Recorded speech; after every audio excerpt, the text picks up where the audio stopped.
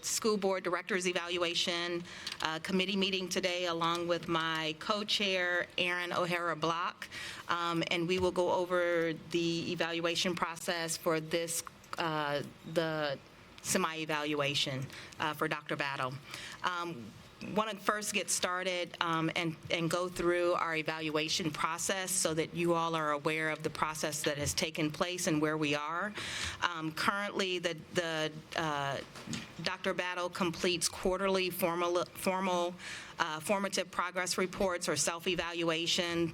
The board reviews those evaluations every quarter, and every semi-evaluation, we hold a public forum around the evaluation. We have currently already done quarters 1 and 2 progress reports, and we provided a semi-annual feedback at that evaluation committee in the winter. And currently, we will be reviewing today quarters 3 and 4 formative progress reports to provide a semi-annual feedback at this meeting currently today. Moving forward, there will be a final summative evaluation that will include all of the data that we have collected throughout the year, as well as 10 ready data that we receive from the state. And we will schedule a future meeting once all of that data is available and we receive a final report. So starting with today, with our timeline, we are going over the semi-evaluation, summative or evaluation, or semi-annual evaluation for today over quarters 3 and 4, and I'm going to hand the mic over to Ms. O'Hara Block to go over the PowerPoint slides in this evaluation process. Thank you. Great. Thanks, Dr. Berthina. McKinney, Nabaha. I said all the names. You got it. As Berthina indicated, we're going to talk today about the semi-annual board feedback. We can go on to the next slide. So we changed the format of the evaluation this year to be focused on these 4 focused outcomes. So literacy, numeracy, SEL, and transitions. And so each of the pieces of feedback from the board are going to come in those 4 areas, and each of the self-evaluation highlights from Dr. Battle will come in those 4 areas as well. So we'll take them one by one, and in each area we'll talk about the highlights from the self-evaluation, questions that the board had relative to what was included in the self-evaluation, and then at the end we'll talk a little bit about what will come next. Okay, so the first focused outcome is literacy, and there are a number of things listed on the slide. I won't hit everything, but some of what is included here in the self-evaluation highlights were also things that board members mentioned in their particular feedback, saying, I'm really excited about this. I think we're making good gains and progress here. So that's sort of how certain things were included and other things might not have been. But so big highlights here are around improvements in ELA proficiency, in particular in 3rd grade, a decrease in the percentage of 3rd grade students scoring at the lowest achievement level with an increase of students scoring at the highest level. And of course, one thing to note here is that we are doing these evaluations each quarter. So Dr. Battle completes the quarter 1 evaluation at the end of the first quarter. The board is then giving feedback in the next couple of weeks immediately following that. Same thing, quarter 2, quarter 3, quarter 4. And so some of this information will feel potentially a little bit old, or as if we're about to have new information, which is the case. But here we're focused on what feedback we gave to Dr. Battle and was received in terms of self-evaluation at the end of the 3rd quarter of the 2022-23 school year, and then at the end of the 4th quarter of the 2022-23 school year, despite the fact that today is the beginning of the 23-24 school year. But as folks know, that's generally how evaluations tend to go. So these are outcomes that we're looking at, preliminary outcomes from 2022-23. I think board members generally encouraged by the implementation of the literacy work. So continuing on literacy, there were highlights within the self-evaluation that board members also were pleased with around reading achievement for accelerating scholars, particularly among those with the lowest baseline scores, around changes to the curriculum, so and sort of ongoing curriculum review where the district was able to give feedback on the existing tutor resources that are in place and make improvements for the school year that started today. Also true around within Accelerating Scholars focusing on aligning the work to core instruction, engagement, and TN Ready, again, for the school year that started today. And then really there, as it has been being referred to by the district, the sort of scholars, you say scholars, it's not scholars suite, portfolio. I got alliterated in my head, but the scholars portfolio, which includes accelerating scholars, promising scholars, and enriching scholars. And so enriching scholars is something that is new and that we're just starting to learn about from both the district and the board perspective. So looking forward to more there.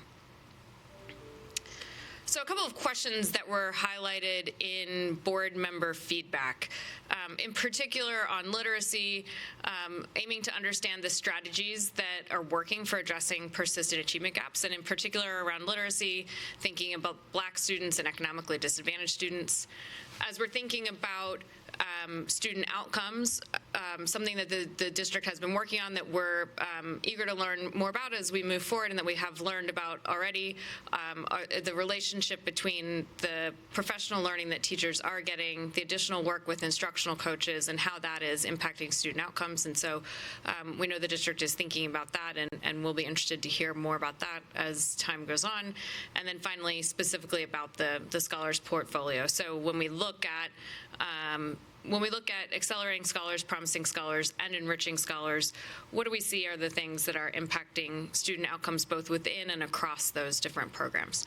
And so I know those are things, as we have asked questions, and just to give a quick note on this, and I hope that you all noticed this in the self-evaluation highlights, as I did, but one of the things is, as we ask questions at the end of one quarter, hey, I saw that you highlighted this, but we're curious about that.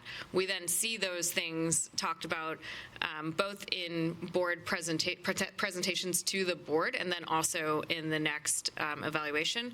And so when we come up here with questions and we have things that we're interested in, I think those are both things that the board is looking to ensure that the district continues to push on, and then also things that the board is interested in hearing more about over time.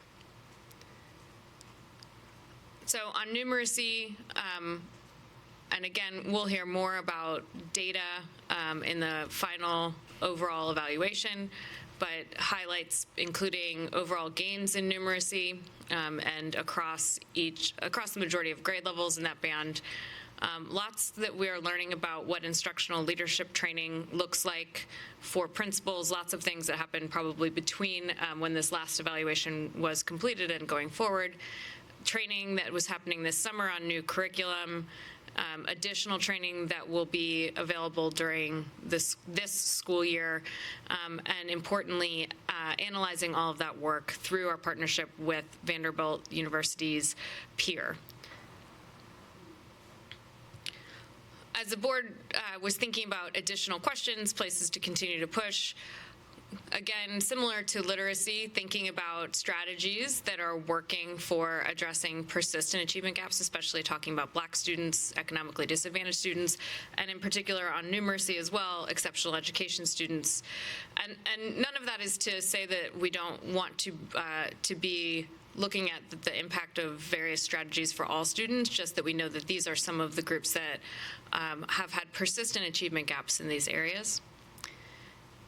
Interested in what potential strategies are for improvement in numeracy among accelerating scholars participants. So again, we had heard in a previous presentation from Dr. Battle, and this was included in the self-evaluation as well, improvement for students at the lowest levels in literacy, but not necessarily in numeracy. So interested in what are the potential strategies to continue to improve in numeracy as well for accelerating scholars students.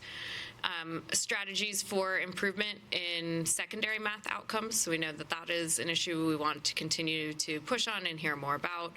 And then again, also continuing to ensure that while we are doing these great professional learning opportunities over the course of the summer, how we continue to ensure and what is needed from the board to ensure that those same type of PD opportunities are available beyond the summer. And then the board had additional questions just on that were true across literacy and numeracy. And so a couple of those. One is, are we going to be able to continue to provide additional time for teachers in individual and team planning?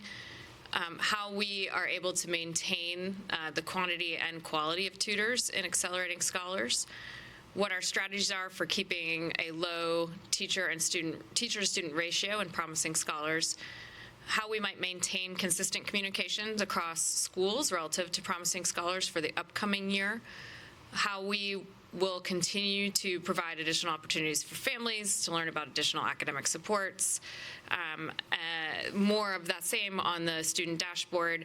And then we know that the district has also been working extensively, and this was referenced in Dr. Battle's self-evaluation on the leadership framework, so meaning identifying high-quality principals, working consistently with high-quality principals, and hoping that we will continue to hear more about what the impacts of that work are, knowing that they have already, in the first couple of years of that work, been fairly extensive.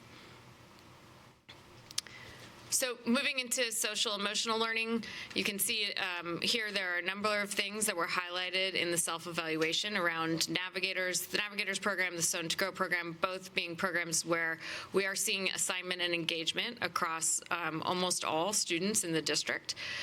The district had done listening sessions, which was noted by several board members as a great way to continue to improve a high-quality program, is to actually to regularly engage with folks on what is actually happening and how they're experiencing it.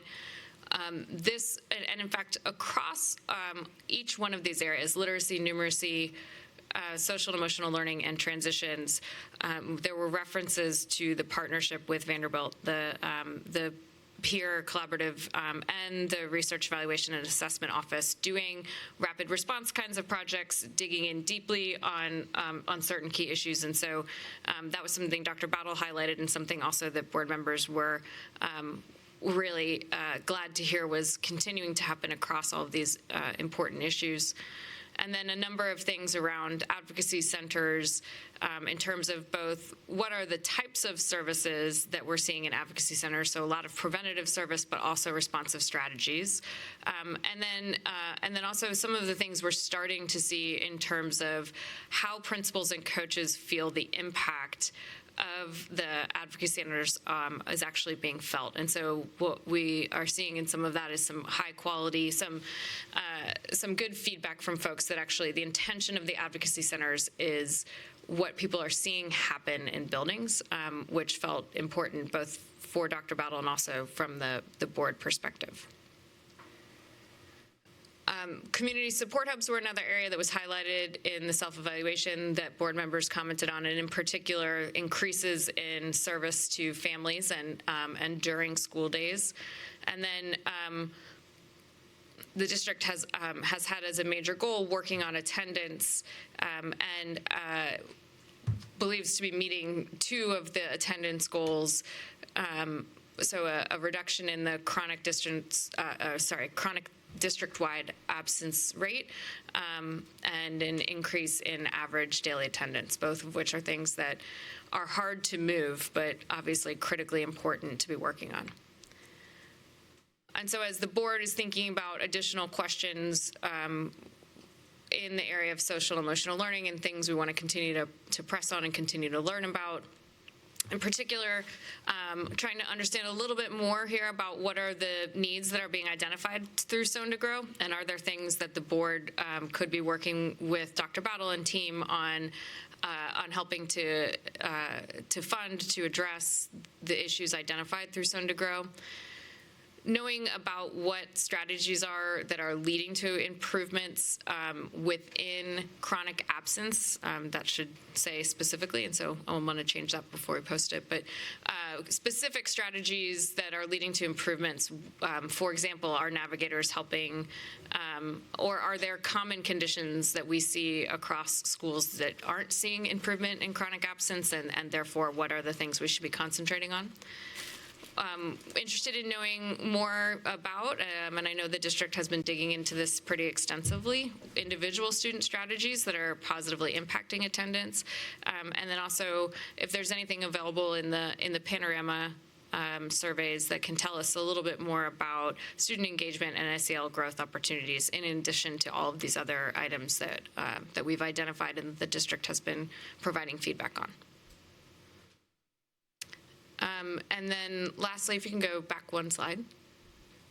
Lastly, looking in the area of transitions,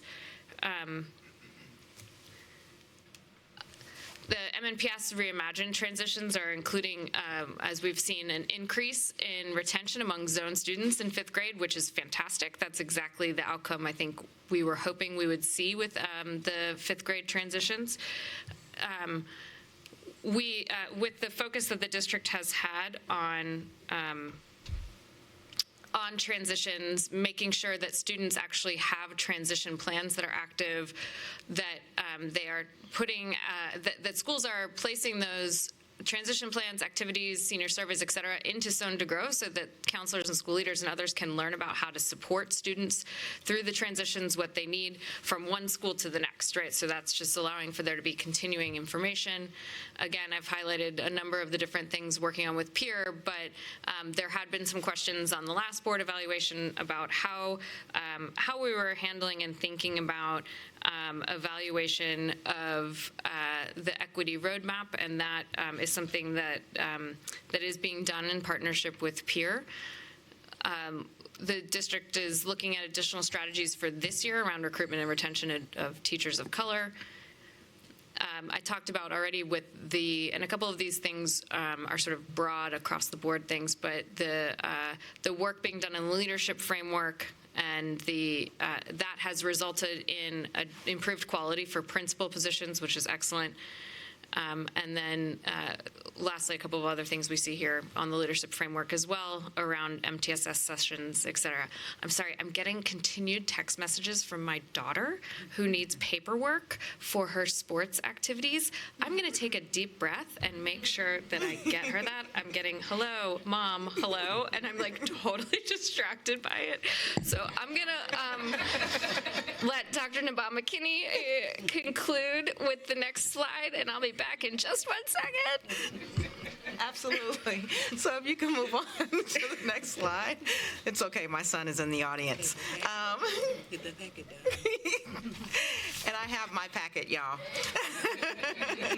All right, so around board questions. So as we look at board questions around transition, some of the things that we are, curious about or would love more information about is what are we learning about how students experience transition supports, and how can we improve those transition supports. Particularly for us of interest is around new incoming EL students, as well as students transitioning into our school from homeschool. What does those transitions look like, and how can we better support, and what can the board do to help support that? The other question is around what are we learning about the impact of 5th grade transition on student outcomes, and are there elements of MNPS Reimagine that we should be thinking about when it comes to that? Specifically around, I know there's been a lot of conversation about what that magnet transition looks like, and how that will impact families. So we'd like to hear more about that. And then lastly, is there a need for board advocacy around additional funding for completing facility updates to support 5th grade transition and other MNPS Reimagine goals, and what are the areas that are inhibiting us from moving forward, and how can we support in those areas? Yes, I see the yes already. And so we're going to stop here before we talk about, just to kind of open the floor to our board to see if there's any questions about what we have presented so far, and to be able to open the discussion there. Does anyone have questions? Forms have been delivered. Everything is fine. You're a good mother. When I get home, my evaluation is going to be very poor.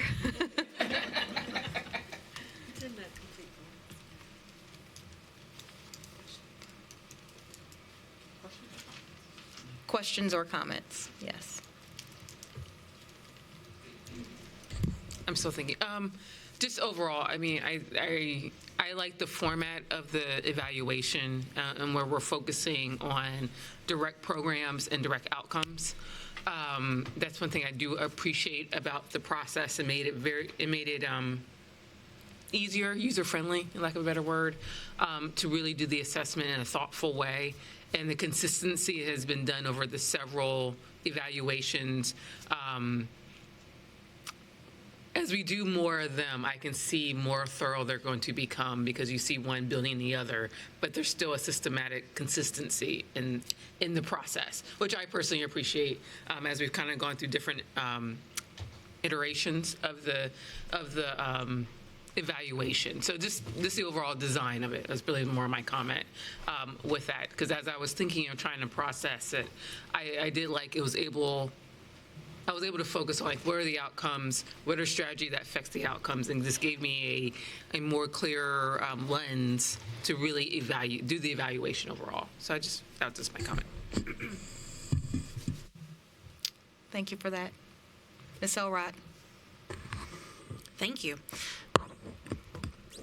As we get prepared to do the summative, and I know we're not there yet, but as we prepare to do the summative and then continue to do these quarterly, I think that's the right process. We can stay on top of it, and so that we can not just evaluate, but also support the work that's being done, and then see where our pieces need to be plugged in of what we need to do as well.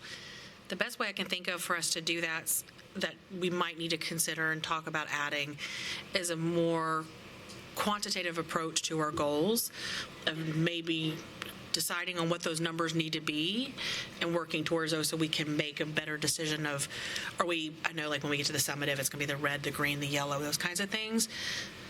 So ideally, I would like for that to not just be, of course, for the director, but also for us. Where are we as well within our own evaluations that we do on ourselves, on meeting our strategic plans and what we want to get done as well? So I would like for that to continue. But I really appreciated in this evaluation that there was a lot of information provided, and a lot of it was follow-up from our past requests on the evaluation. So it was even more fleshed out, even if some of the information we already knew from past board meetings. So it was good to have that and make sure that was also documented for the public as well, so when they can see our responses, they know where we're getting that information from. So I appreciated that. Thank you. Anyone else? Questions, comments?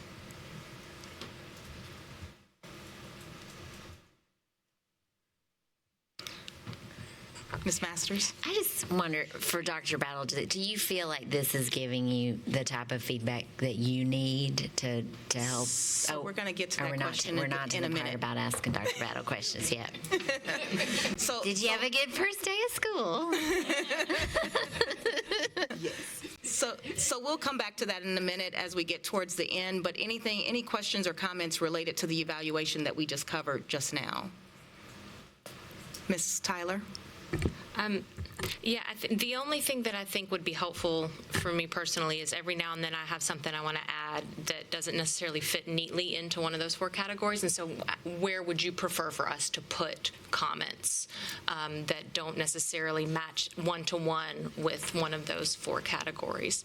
And it seemed that this time that seemed to be kind of in that transition umbrella, and if that's moving forward what we want to do, that's fine. It's helpful to know ahead of time if we're going to comment on something that's kind of outside the bounds of what we see, where do we put that? Okay. One thing that I think is important to think about there, I think especially as it relates to Chair Elrod's comment as well about sort of more specific data and knowing a little bit about what am I sort of evaluating against, is I do think we need to think about whether or not there are things that just do fall outside of the evaluation. And that's okay. And we don't necessarily need to, do we or do we not need to emphasize every single thing within the evaluation itself? And are there maybe, if there are things that fall outside of the evaluation, is that fine, we don't need to worry about it, or is there some sort of category of things we need to think about? And I don't have the answer, but I think as we think about this process for next year, it'd be important to think about if we are going to sort of stick to these same focused outcomes, which are the things I think we have identified, that the district has identified and the board agrees are the most important things that we're working on, then if something is not in there, where does it fall, and what does that mean? I would probably tend to argue that we should stay focused on the focused outcomes, but if there's a different sort of category of something that we need to think about, I think we should talk about whether or not that makes sense. And I'd follow up to say that if that category will impact our focused outcomes, then yes, then that is something that we strategically need to focus in on.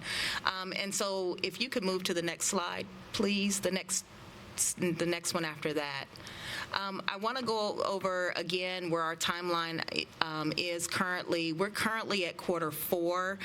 We are doing the semi-evaluation for the second semester of evaluations, and so we will have the upcoming summative evaluation that will include a lot of the data that we have been discussing around, or the kind of, it will give us a lot of the data that we have been looking for, both longitudinal as data as well, that we're looking for in this discussion, and we've had talks with Dr. Battle about that. I think one thing that we have to also be mindful of, and I know I'm guilty of it, and Dr. Battle has mentioned that she has to restrain herself too, is when we do these evaluations, the quarter has already passed, but we're giving an evaluation on something that's already passed, and we have to make sure that we're sticking within the quarter that we're working with and not getting ahead of ourselves around that. And so I think some of the questions around data that we're looking for right now would be in our summative evaluation, not necessarily in this one, but also how are we progress monitoring it to get to the end of the year as well, I think is equally important. And so we have had some conversations about how do we set those goals in the beginning, and then make sure that at every evaluation we're re-emphasizing what those benchmarks are. And I would feel comfortable to say that they were set at the beginning. We just didn't include those particular numbers throughout, and that's something that we need to be mindful of moving forward. The data is there. We just need to make sure that we're seeing the data. Okay. So if you could move on to the last slide here, and I'm going to come back to you, Ms. Masters, because I put you on hold. Part of the discussion that we want to have after the summative evaluation, some of the things that we want to discuss is what has worked well in this year's process, and we talked a little bit about that right now. We also want to talk about what improvements can we make for next year, which is this current 23-24 school year, on the evaluation process, and what is missing. So that kind of denotes to what you're referring to, Ms. Masters, Ms. Tyler, Ms. Elrod, in the discussion on how we look at improving the process, and also pulling in some feedback that Dr. Battle has also given us on things that would help her as well in that process, and in giving us out information. So I think that is a collaborative conversation that we really need to have, and schedule some time either in a retreat or a separate board meeting to have a thorough discussion around that. And then Dr. Battle, I will ask, when do you anticipate data to come in? Oh, data to come in. Yes, to come in. Oh, you were going to ask me when I would have my It's not until data comes in. Not until data comes in. Is Tina sitting back there? Okay. Okay. We've just learned that there's potential we'll get some additional data soon. The appeals window would be still like a month. I mean, there's like a 4 weeks appeals window before it would be embargoed to a space where we can actually talk about it. This is a delayed release of the data. And so what we can do is set some target dates to go ahead and get the summative information out, and we'll just have to adjust based upon when that information is released from the state. Okay. So right now, we can anticipate not this month, but possibly September or so. Allison, what are we looking for later the month of August to have the next update for the summative evaluation? September. Early September? Yeah. Okay. It's likely early Yeah, September. so we'll probably look at another evaluation, probably if she's getting information back about early September, so we're looking at about mid-September to allow them time to process that data and get a report to us. So we will keep you updated as that comes out. We know that we can anticipate data and it doesn't always come back because we're still waiting right now. Not a jibe to you, Dr. Battle, but to the powers that be about getting us timely information back and making sure that we have that. I'm going to turn it back to Ms. O'Hara Block for final comments, questions. I think you hit it. Okay. Yeah. No questions. Does anyone else have any questions that we have not answered or addressed or look forward to? I have a Ms. technical Player? question. So the next evaluation, when it's compiled, is that going to be a compilation of all the reports we've done so far, or is it going to be a new report? Like, what is it like physically, technically? Does that make sense? Yeah. I can answer, you can answer. Dr. Meadows. I can answer from the self-evaluation standpoint. To what Ms. Block described, we're kind of responding and building the self-evaluation based upon the quarters 1, 2, 3, 4 feedback. So you'll see it kind of build from where we started to where we ended and then up against our summative data. Okay. So you will see kind of a journey with regards to where we started the 22-23 school year to the close of the school year. Okay. And then I would continue to anticipate that there are 4 sections as there have been, and that there will be one bit of self-evaluation feedback on each of those sections, but that'll cover the highlights over the course of the year. And then the job for us will be to look at that and give both feedback and then an overall summative sort of rating. Yes. And then, once that summative is complete, what we can use is the date, is that summative as well as the data there to kind of set targets and goals for this upcoming school year. So again, we're working behind, but we're currently in this school year, so we also need to make sure that we have timely turnaround for Dr. Battle as well, so that she can be on target. Because by the time we do the summative in September, we're looking at almost a close of a first quarter as well. So it's kind of piling in when it comes to that. So that's one thing that you'll hear teachers and administrators and districts talk about, the delayed timing that we get data in, because the school year has already started and we're already into the school year and we haven't gotten the data from the previous school year. And so as a state, we got to do a little bit better about the timely process that we get our information back so that we can better support children within our district. And that's also, I think, why we've done this the way we have, where we've done two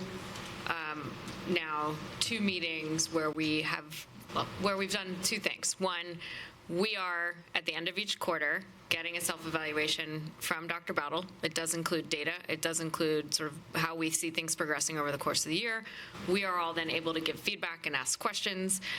Some of that will get covered in a next board meeting or in a board meeting over the course of that quarter. Some of that will get covered in the next quarter's self-evaluation. We've seen that process happen throughout this year, and then we've done that again now. And so there is still a final summative to be done. As Dr. Nabana-McKinney indicated, the sort of target data was set. And in some ways, when Dr. Battle and team have talked about the targets they're attempting to hit, those AMOs are a big part of that. And those are targets that are given from the state that the district is trying to hit and that are part of what we'll see, at least in the literacy and numeracy section, but also with SEL around chronic absence. And so hopefully what this will feel like for everyone, and this is where in the next committee meeting it'll be important to have a good discussion about it, is that despite the fact that we're not able to get all of the information that we would like to have in a timely manner that we would like to have it, we are still trying to hold ourselves accountable, hold the district accountable, hold Dr. Battle accountable to goals that are being set, and give consistent quality feedback throughout the year, and then report that back out to the public as well. So hopefully we're hitting those goals, and if we're not, then we should be thinking about that, everyone, between now and when we do have the summative evaluation, so that we can make those improvements for next year. Thank you. Does anyone else have any comments, questions? No? Okay. I just want to... Who? Emily, did you... Oh, she was... Did you have a question? No? I was asking a question about our new student board member. I have ADHD. Oh, okay, sorry. Wrong discussion. All right, so in closing, I do want to thank Dr. Battle for your timely communication and for responding in your evaluation process and answering questions along the way that board members have had. As Ms. O'Hara-Block has indicated, you have done that in multiple ways, whether it's through your director reports, through personal one-on-one conversations that you've had with board members, and also in your weekly director's report. You've been able to timely answer the questions and give us feedback and kind of answer questions along the way. So I really appreciate the work that goes into that, along with your team, in providing and supporting this initiative so that we can stay focused on what we're all here to do, and that's for the advancement of our kids and the success of our kids in the district. And so we will keep you as a board posted on when we get the timely information back, or when we get the data back, so that we can set that future board meeting for or future committee meeting for the summative evaluation. And then following that, we will also have a date at that time for the next board meeting to talk about goals and objectives for the 23-24 school year as well. So we'll be doing those kind of back to back, just to kind of give you a heads up now, because we're already into the school year, and we want to make sure that that's timely and productive for Dr. Battle as well, and her team as well. Without further ado, if we don't have any other questions, comments, concerns, we're going to adjourn the meeting. Thank you.